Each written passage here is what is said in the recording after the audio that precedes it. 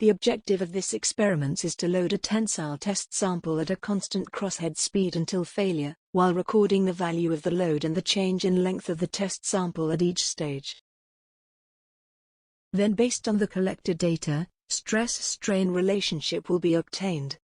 Modulus of elasticity, yield strength, ultimate tensile strength, yield strain, failure strength and strain to failure will be determined. The strain will be measured by using a video extensometer.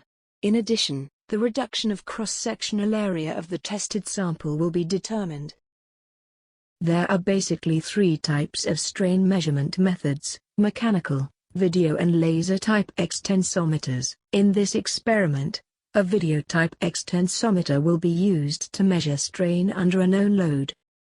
In real life, there are many factors involved in the nature in which loads are applied on a material.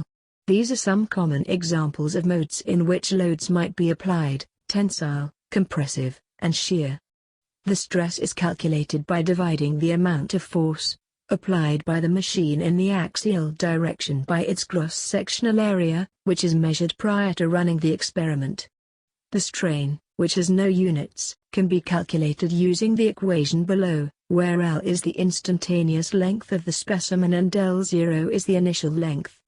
A typical stress-strain curve would look like as in the figure. In reality, not all stress-strain curves perfectly resemble the one shown here. This stress-strain curve is typical for ductile metallic elements. Another thing to take note is that the figure shows an engineering stress-strain curve.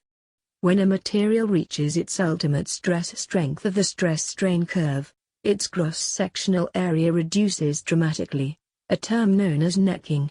As the computer software plots the stress-strain curve, it assumes that the cross-sectional area stays constant throughout the experiment, even during necking, therefore causing the curve to slope down. The true stress-strain curve could be constructed directly by installing a gauge, which measures the change in the cross-sectional area of the specimen throughout the experiment. The true stress-strain curve could be constructed by assuming that the volume of the material stays the same. Using this concept, both the true stress and the true strain could be calculated using these two equations. The figure also shows that a stress-strain curve is divided into four regions: elastic, yielding, strain hardening, and necking. The area under the curve represents the amount of energy needed to accomplish each of these events. The total area under the curve, up to the point of fracture, is also known as the modulus of toughness. This represents the amount of energy needed to break the sample. The area under the linear region of the curve is known as the modulus of resilience. This represents the minimum amount of energy needed to deform the sample. The linear region of the curve, which is called the elastic region, is the region where a material behaves elastically. The material will return to its original shape when a force is released while the material is in its elastic region. These are typical stress-strain curves of polymers. The figure shows that materials that are hard and brittle do not deform very much before breaking and have very steep elastic moduli. The following equipments will be used during the experiment: Universal Testing Machine, a computer with trapezium software, a video extensometer, a caliper. Flat, or circular, plastic or steel with various dimensions could be used. In the experiment, PVC and high-density polyethylene, HDPE, polymer samples will be tested for tensile test properties. Now, we are ready to carry out the experiment.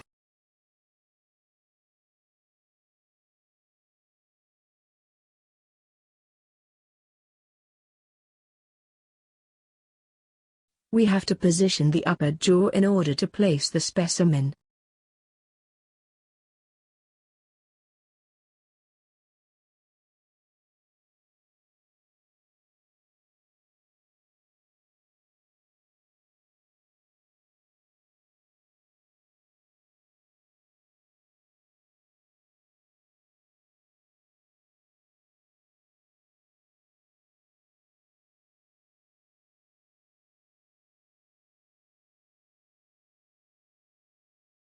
we are going to clamp both tips of the specimen.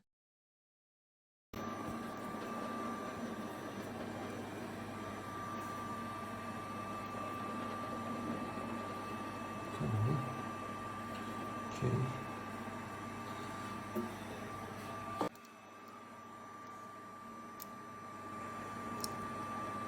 Since the X tensometer tracks the clips, we have to place them on the shaft of the specimen at an upper and a lower position. Here, we have to adjust these rectangular objects on the interface, in order to increase the sight of the X tensometer. The bars below show the levels of tracking capability for the camera. After calibrating and zeroing the force, and other entities, the test sequence can begin.